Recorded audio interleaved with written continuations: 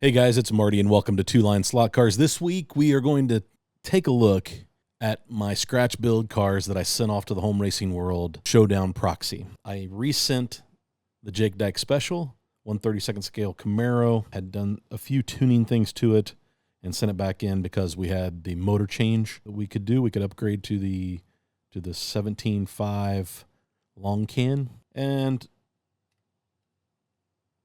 I have the land barge. And when I opened up the box, I discovered something that may have helped the performance of my car, but really wasn't supposed to happen.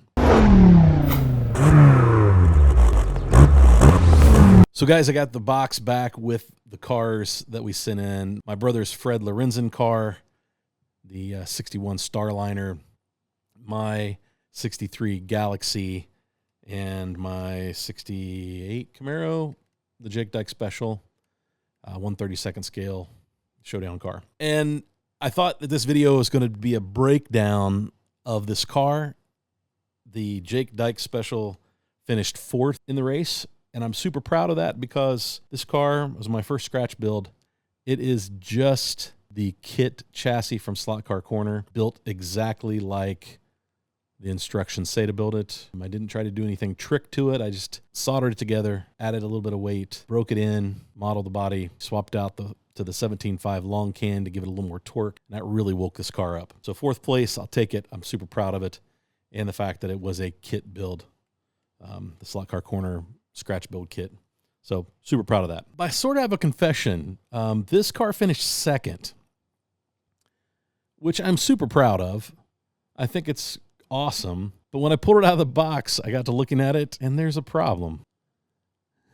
I don't know if you can notice, but this car's got quite the wheelbase. And if you look at any of the pictures I took of the car before I sent it in, the wheelbase didn't look like that. So I have to say that this car has to be a hammer. It had to get beat up a little bit in this race, which actually I think is fantastic. I love the fact that it probably got crashed a few times. But the way I built this chassis,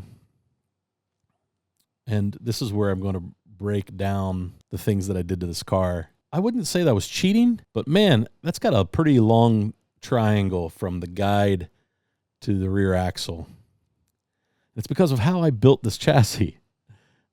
From about midpoint on this chassis, I go from square tubing to piano wire that slides. It's 3/32 piano wire that slides in and out to be able to adjust the wheelbase when I built the model. Now I'm going to try to give you a close-up so you can see it. That looks awful. And I'm embarrassed that that's what George and Dave and Harry and those guys think that I thought was correct. But I'll show you what happened, and I have to laugh. So I apologize if this gave me a competitive advantage, which I don't know that it did, but I'll show you what happened. It got hit so hard by somebody that it broke the solder joints on the way I built the motor bracket to be able to slide to adjust. And if I push it up, you can see I can adjust by probably a 1/2 inch. This is the wheelbase. That's what that car should have looked like. That is the proper wheelbase for a NASCAR 1963 Galaxy. Now, I don't know if that had anything to do with how well my car ran. I think it just had to do with the drivers, and they were able to just get some good laps in, and I just happened to finish 2nd. But I'm kind of embarrassed to think that the home racing world guys, the three amigos, took a look at my car and was like, what was Marty thinking with that wheelbase? But I promise you, that's not how it got shipped to you, but that might be how it got raced. So I need to go back and take a look at the footage to see if the wheelbase was set here or if it was slid back in that position. Or if that happened in shipping, which is completely possible. But overall, let's put this back where it belongs, and I'll talk about the car. Some of the little minor details. So if we can look in the interior, Harry made a comment about my tuck and roll. And I used playing cards for the base of my interior. And I have some flat back black paint, and I just put a small thin coat to make those cards look black because they're actually blue paint playing cards. But I love the fact that I could still see the diamond pattern in the card in the interior. And I thought, hey, look at that. Tuck and roll interior. A detail that I didn't think anybody would even pay attention to. And Harry called it out in the video. I thought that was great. Shout out to Danny Wiley for providing these great drivers for Dusty and I to use. They installed really easy. It was great. They look great. They look the part. When I look at the amount of float, there's some body float.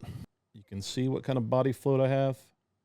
It's not a ton, but it is enough to make the car perform really well. So I did some tests. I put it on the test track and ran it both ways, where the wheelbase was supposed to be and where the wheelbase was when I opened up the car. So I really need to get the soldering iron out and resolder that so that doesn't happen again and set that wheelbase where it needs to be. But it actually ran better on my test track where the wheelbase originally was and should be. So I have a feeling that that's actually how it raced at Harry's. I just have to laugh because I'm a little embarrassed to think that they thought that that's what I thought the car should look like.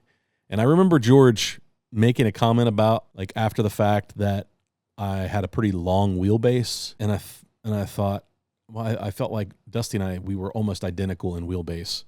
So I thought I was kind of right there with the standard. So that's the only thing that tips me off to maybe it raced the motor mount bracket slid back. It had to take a pretty good hit, guys, to send that wheelbase backwards and break that solder joint, which tells you just that my solder joint wasn't very good. I still have a lot to learn about soldering. It makes me proud that you raced my car and that you weren't afraid to send it with it. That's so funny. Let me take it apart real quick just so we can take a look at the chassis and what I did. So yeah, you can see how I have that set up.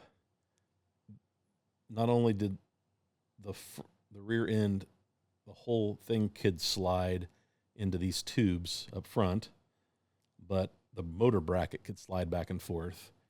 And what I did was, when I got it close, I soldered the motor bracket, and then I soldered the front when I got the wheelbase correct, where it was supposed to be. That solder joint did not hold, and it definitely changed the triangle, elongated that wheelbase. But that doesn't make sense why the car was so good on that inner lane. How goofy does that look? Gosh, these guys must think I'm stupid. Instead of adding a bunch of lead, I added these brass panels. And originally I had extended that wire bracket and had the body attached here. And so the body could move here, and I was just using these front screws. It was creating too much float, and it did not allow the chassis to level out because I think the bend in this was not perfect.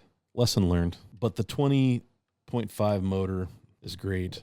I know that's the same motor that everybody used, but the standard 27.9 gear ratio. The one thing that I had not done was glue the tires, and George glued the tires for me. Pretty simple. I used the styrene for the body mounts, playing cards. I taped the interior in, so if I ever have to take it out, I epoxied the bumpers in so that the guys, if they really did beat it up, hopefully that it would hold. It looks like it did. And then from a chassis standpoint, I had some weight on the driver's side, that inside. I had the brass panels that I had cut, soldered to the front, but they did float so that this rear acted sort of like a motor pod, just provided some flex, and that seemed to perform really well.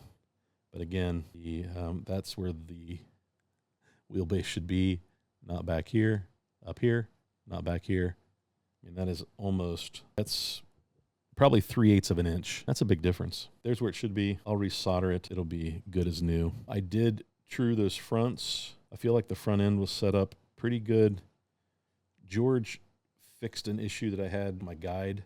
He took care of that when he had it open, but I'm surprised that he didn't notice that. Pretty simple. Not the best soldering job, but you can tell that this soldering joint was after I figured out what temperature I needed to be at. Slot invasion guide, made my own guide tube. I soldered that. That worked really well. I used a round tube for the fronts. Turned out really good. I polished those, floor polish, taped down my wires. I did put a little weight up in the nose just to keep the nose of the car down so that it didn't bounce. And it didn't seem to have a problem staying in the slot. It looks like that solder joint actually cracked as well.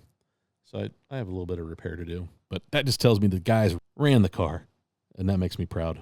That's what I want to see. But that's it. Guys, if I can build this chassis, and this isn't a standard chassis, but if I can build this chassis, you can scratch build a car. What a fun project. It's still going to get raced here. It's definitely not going to be a shelf queen. Looking at this, the Jake Dyke Special, it's got a lot of body float, maybe because some of these screws have backed out a little bit. Going to the 17.5 motor really woke that car up. I'm super proud of how it performed, and I'm proud of how the guys drove it. It appeared to be a pretty easy car to drive, and that is what I like to build. I like to build cars that are easy to drive. It's not the best modeling, but I'm pretty proud of this car being my first build. And again, that's what it should look like, guys. That's the correct wheelbase. I do sort of know about cars and know what I'm doing a little bit, so I apologize to Harry, George, and Dave. Appreciate your patience. That's all I got this week. I'm just happy to have the cars back. Super proud of how they ran, and thought I should explain a little bit about the wheelbase on the land barge. If you like this kind of content, hit the subscribe button. Give me a thumbs up. Hit the bell so you get notified anytime I put out new content. It's good to be back, guys. It's good to be back. Got some slot car races coming up. Might even race tonight. If I can get some things done around here. I've got a busy schedule today. Our buddy Greg and Josh, they're hosting an NSR Nationals prep race for the Ohio guys, the Southern Ohio guys that are planning to go up to Michigan to race in the NSR Nationals at Cloverleaf. That prep race will happen tonight, and hopefully I get a chance to do that. It'll be good to get some laps in because honestly, the summer's kept us pretty busy. We've not put a lot of laps in, so we're probably a little rusty on the controller. So we got to knock the rust off, make sure that our tuning skills are prepped and ready to go, which means I got to get the C8 Corvette running today. So I've got some work to do. Guys, thanks for tuning in this week. Hope you have a great week, and go have some fun racing.